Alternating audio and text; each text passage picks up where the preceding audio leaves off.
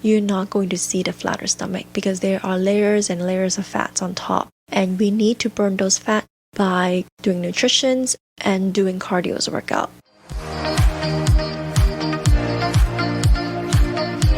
Welcome to the 7th episode of the Becky Choi podcast. I hope you're having an awesome day and thank you for tuning in and spending some time with me today. Now, today I wanted to talk to you about the 4 reasons why you're not seeing a flatter stomach yet. So the 4 reasons why, despite of doing the diastasis workout, or maybe you didn't know you have diastasis, and despite of all that, you're still not seeing a flatter stomach yet, and you're like years or months postpartum.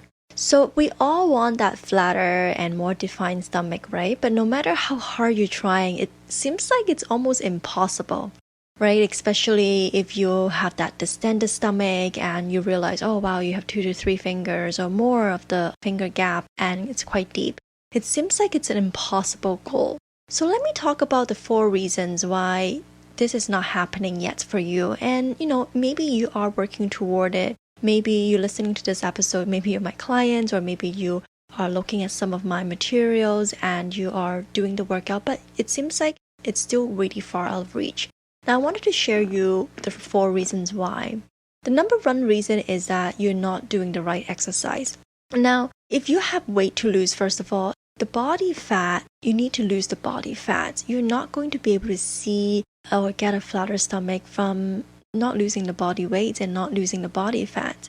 Because if you're wasting time doing a lot of crunches and traditional ab workout like Russian twist and all these, it is not going to get you anywhere because you are really zoning into like isolating into that ab workout. But those ab workout will help you build muscles layer. But if you have loads and loads of layers and layers of fats on top, you are not going to be able to see that. And one of the best things you can actually do is to focus on doing more compounds movement, combo movement, something that you're going to have fun doing cardios and weightlifting exercises, and also working on your core at the same time and building strength there.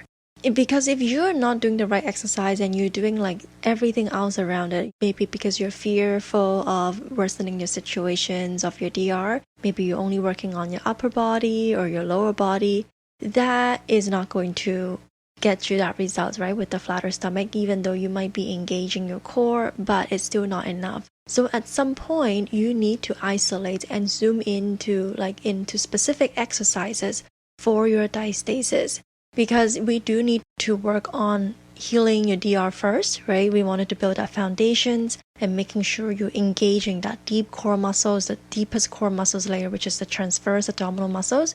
We need to be able to engage that first, knowing how to engage it properly without doming, bulging, or maybe bearing down. And so those are really important indicators. And if you are not doing those exercises and you're just doing the wrong exercise completely, like crunches and stuff, those are, they are not bad, but it might not be suitable for you at this stage, right? It might not be suitable for you at where you are. You have to really see if that exercise will be good for you.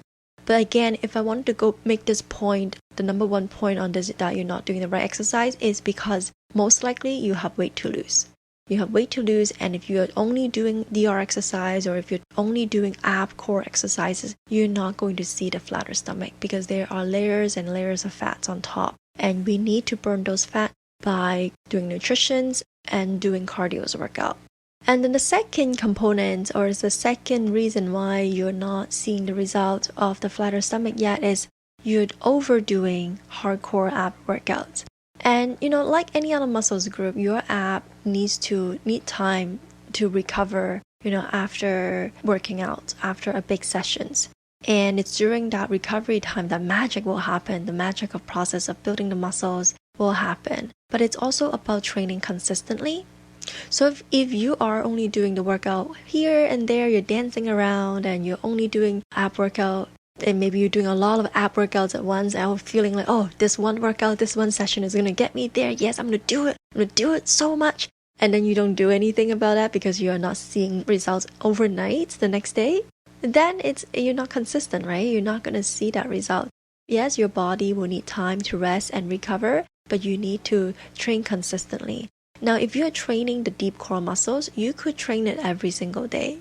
You could work on it every single day because they are not really strenuous exercise, especially if you're just starting out learning how to engage your deep core muscles, learning how to work on that transverse abdominal muscles, the lower core muscles. You could work on it every day doing some light exercise and breathing exercise that I talked about in another episode, but you need to train consistently. You can't just expect that you're going to do a hardcore sessions today and expect that it will happen overnight. And so if you're doing crunches after crunches or like planks after planks repeatedly until your face is red, and so there is no balance in your ab workout program. Like how does it gonna hit your obliques, right? How does it hit your external core? How does it hit your deepest layers? Again, the abdominal, transverse abdominal muscles, right? We need to utilize all your core muscles so that you can save your back. A lot of the DR moms will complain that they have a lower back pain. And because they might be just doing raw ab exercise, they might be doing a lot of crunches and planks, and that is why they are not ready yet. And they're doing too hard of these exercises where they should really focus on the deep core muscles first. So then you can get a balanced approach on your workout regimen and actually work your whole core instead of just that specific part. Because crunches and planks, they're mostly working on your external core. For DR healing, it's very specific. We can't just target that core specifically. We have to work around it, work around the core, but also really target that deep core muscles and build upon on it and progressively advance as you are getting stronger. Now, the third reason or the third mistake that I wanted to talk about that is preventing you from having a flatter stomach yet is you're just eating too much of the wrong food. And I wanted to emphasize this is like eating clean is of course very important. I mean, most of the moms that I talk to, they will always tell me, oh, I eat pretty clean, I eat a lot of vegetables, I eat lots of proteins. Yes, here and there I'll take a sweet, but I eat pretty clean most of the time. Now, ultimately it comes down to you can eat healthy and you can eat clean, but if you have weight to lose and you need to lose that fat, if you're eating too much of those healthy food or too much of those clean food, you're not going to lose the body fat, right? You're not going to lose weight. You need to understand how much you need to consume in order to lose the body fat, right? And so a lot of the moms don't understand this and they think that, it's the misconception is that they think they just eat a little bit less of the sweets, or maybe I'll just cut down on this, or maybe I'll cut down on the carbs. But then we also need to look at the balanced approach to this. And also, especially if you're still breastfeeding, we definitely don't want to cut this and that out because we wanted to preserve your liquid gold. And I think that is the one of the main thing when it comes down to weight loss and nutrition. And exercise is one of the main complaints is I don't want to lose my liquid gold for my baby, right? And I get it. I breastfed my daughter until she was 17 months old, and nutrition was a huge factor to my milk supply. I know I needed to eat clean, but at the same time, I need to portion control it. So then I know how much not to overeat and not to undereat. So that's how it got me to losing about 1 to 2 pounds per week. And also keeping the milk supply, and I was breastfeeding her until 17 months old. So you need to think about it. Like, are you really eating clean? Like, how much food are you eating, right? How healthy are you eating? Healthy and clean, we always say that.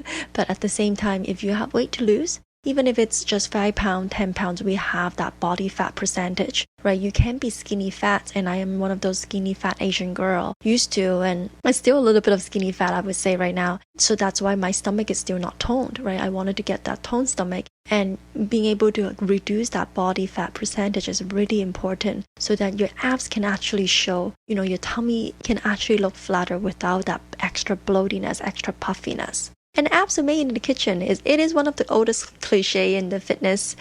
Well, it does oversimplify the work you need to put in to strengthen your core and actually show the flatter stomach. But it really does make a valid point here, because if you also don't fuel yourself correctly, it doesn't matter how many workouts that you're doing, you're not going to have that energy and you're not able to keep up your milk supplies, and your abs just won't show, like your flatter stomach just won't show. You need to eat enough so that you can actually crush your workout and do it well and not feel dizzy or like feeling you have no energy or feeling sluggish, and you can work. I know we all moms are working moms, and we are super moms here, All right.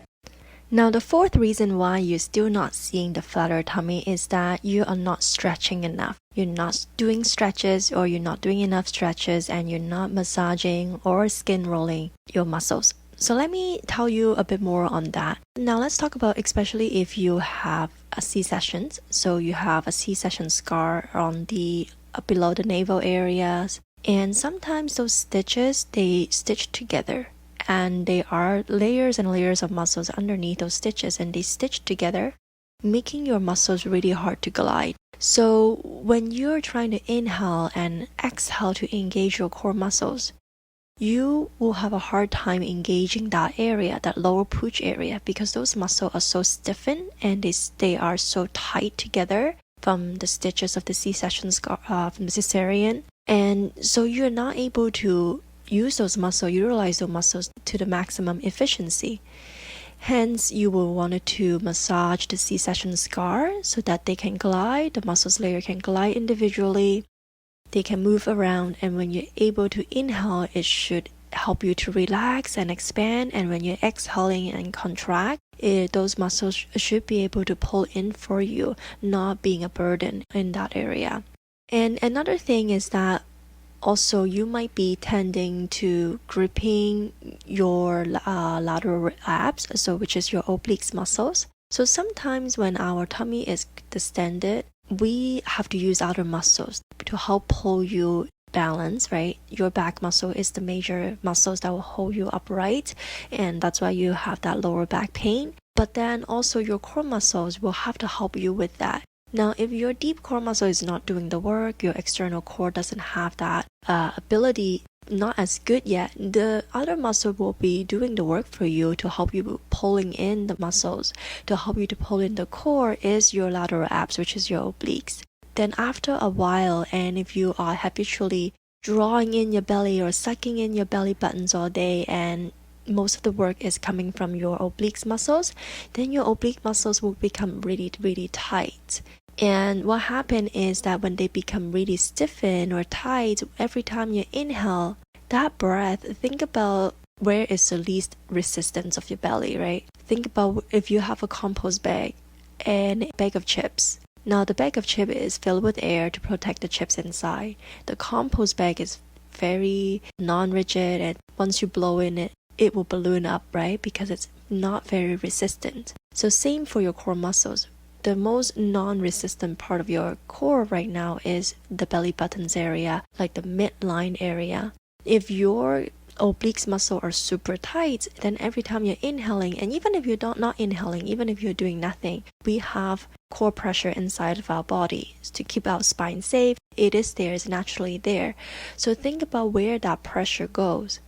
It goes to the part, the weakest point of the body, right? The least resistance of your core, which is your belly button, which kind of pushes your stomach out even more.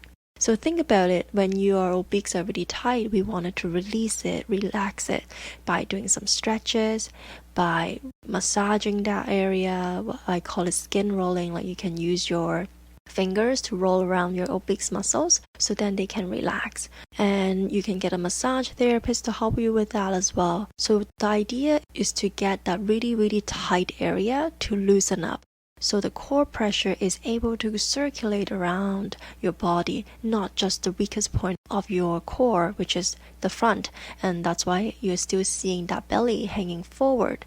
Now another point to touch on about stiffness and tightness is your pelvic floor muscles. So sometimes when our pelvic floor muscle is tight, maybe you're gripping your bum without knowing it, or maybe you had a cesarean birth and you just habitually hold it really tight because the baby never came out that vaginal canal, and then so you're always holding it tight, and that becomes a habit, and it could become an issue for you if you're holding it tight and you're not letting it go, not letting everything relax. So you're not able to allow your body to fully relax and expand, and also because of that, you're not able to contract and exhale and engage your core. So we need to learn how to relax your pelvic floor muscles, the hip flexors muscles. So the hip flexors muscle is like your underwear line, like on either side of your underwear lines. If you use your thumb and massage it and you feel really sore and tense, that's a sign of that, you have some tightness there. So definitely you want to do a lot of stretches lots of hip flexor stretches to help you release it, to help you relax and get it not so stiff anymore. So then that way it will help your pressure, it will help you manage your core pressure, so that pressure just doesn't just always going into the front. So I hope that makes sense. And I know oftentimes we kind of forget about the stretches, like you will do the reps, you will do the cardio, you will do the core exercise, and when it comes to stretches, then forget it, I have so much other things to do. It doesn't seem like it's very important, but for healing diastasis, it's absolutely critical for you to stretch. For you to stretch. More stretch, the better. If there is any exercise that you would be doing per day, and let's say you can't do anything, I would highly recommend you to do stretches and breathing. While you stretch, you breathe through your exercise. You're not holding your breath, but you're stretching and breathing. It's going to help you relax, help your back pain so much. And if you were leaking, this exercise alone, stretching and breathing exercise alone, will improve your leaking. So there are a lot of benefits with the stretches, and also help you with being more flexible as well. Alright, so that's all I have for this episode. I hope you enjoy it. And if you have any question, reach out to me on Instagram at BeckyChoi_. I would love to chat with you more. And if you find this episode helpful, share with the moms that you know or new mom friends. I think they will really enjoy my podcast show as much as you do. Thank you so much for spending some time with me. I'll talk to you in the next one. Bye-bye.